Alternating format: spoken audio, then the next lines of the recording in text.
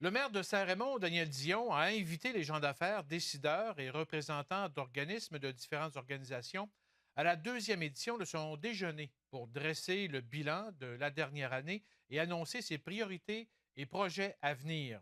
Ce déjeuner a réuni plus d'une centaine de personnes au centre multifonctionnel ce mercredi matin. D'entrée de jeu, en compagnie du directeur général de la municipalité, François Dumont, on a dressé un bilan des principales réalisations en 2015, dont les travaux de réaménagement à l'hôtel de ville dus aux inondations. Une journée porte ouverte se tiendra sous peu d'ailleurs.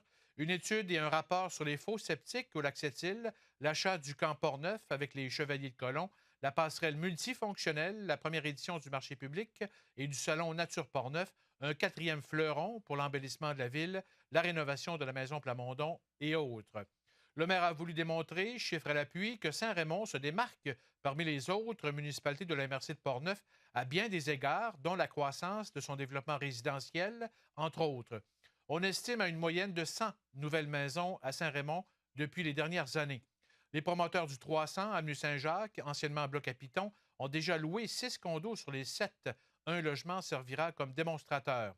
Et les propriétaires ont même annoncé que la phase 2, comprenant 6 autres logements, sera construite en 2016. Le maire Daniel Dion a voulu aussi remercier tous les commerçants de la municipalité qui n'hésitent pas à souscrire aux différentes causes pour aider les plus démunis et aussi les nombreux bénévoles qui donnent de leur temps pour améliorer la qualité de vie de tous. Écoutons, M. Dion. Je remercie les gens d'affaires et vos partenaires qui sont souvent ici et qui sont très sollicités. On sait que ça prend quasiment quelqu'un à répondre juste aux gens qui vont vous demander de l'argent parce que pour faire tout ça, c'est clair que c'est parce que vous êtes là puis vous appuyer. Puis il y a beaucoup de bénévoles qui travaillent bénévolement. Moi, je me dis des fois, ou bien tu donnes des heures, ou bien tu fais un chèque. Fait que des fois, il y en a qui aiment mieux faire un chèque qu'aller passer 20 heures à l'entour de la table. Alors.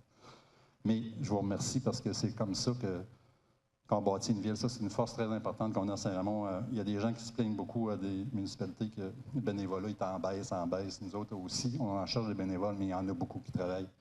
Et puis, ils s'impliquent et puis ils travaillent dans ces OBNL-là. Quant au parc industriel numéro 2, doté d'un terrain de 20 millions de pieds carrés, son développement chemine bien. On a mis en place un programme d'implantation qui comprend 4 bâtiments appartenant à la Corporation de développement industriel et qui permet à des entrepreneurs de louer les espaces pour une période maximale de 5 ans avec promesse d'achat après ce délai. 3 entreprises bénéficient de ce programme actuellement qui compte une vingtaine d'emplois. Une nouvelle qui fera plaisir à plusieurs entrepreneurs, la compagnie Gaz Métro construira au coût d'environ 600 000 une usine de dépressurisation à l'entrée du parc industriel. Il faut dire que le gaz naturel passe actuellement en face du parc, mais une unité de dépressurisation est nécessaire pour installer les conduites appropriées et ainsi alimenter les entreprises du parc industriel. On a aussi souligné les efforts pour promouvoir Saint-Raymond comme une destination plein air par excellence 4 saisons avec la vallée Bras-du-Nord et ses sentiers de vélo de montagne et maintenant de fat bike durant l'hiver. Les sentiers de motoneige sont de plus en plus achalandés. Le maire nous décrit justement les atouts du territoire de Saint-Raymond qui attire de plus en plus de visiteurs et aussi de villégiateurs. Il y a quand même 9 rivières. On sait qu'il y en a une très importante, la rivière Sainte-Anne, qui traverse le centre-ville par les temps qui courent. On a près de 130 lacs.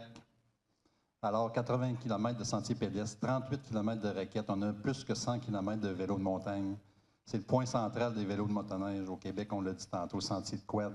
L'accès direct à la réserve faunique de Portneuf, la ZEC Vatican-Nelson, la ZEC de la Blanche.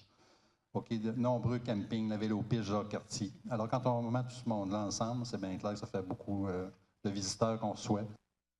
On estime que la population en haute saison à Saint-Raymond peut atteindre les 13 ou 14 000 personnes.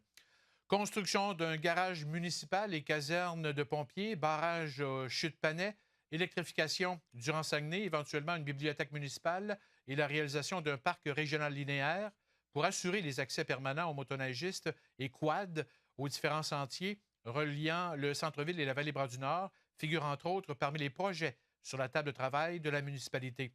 Plusieurs projets sont tributaires, par contre, de subventions gouvernementales pour se réaliser. On a aussi annoncé que le Forum agroalimentaire de la capitale nationale se tiendra au centre multifonctionnel Roland-Dion de Saint-Raymond le jeudi 28 avril prochain.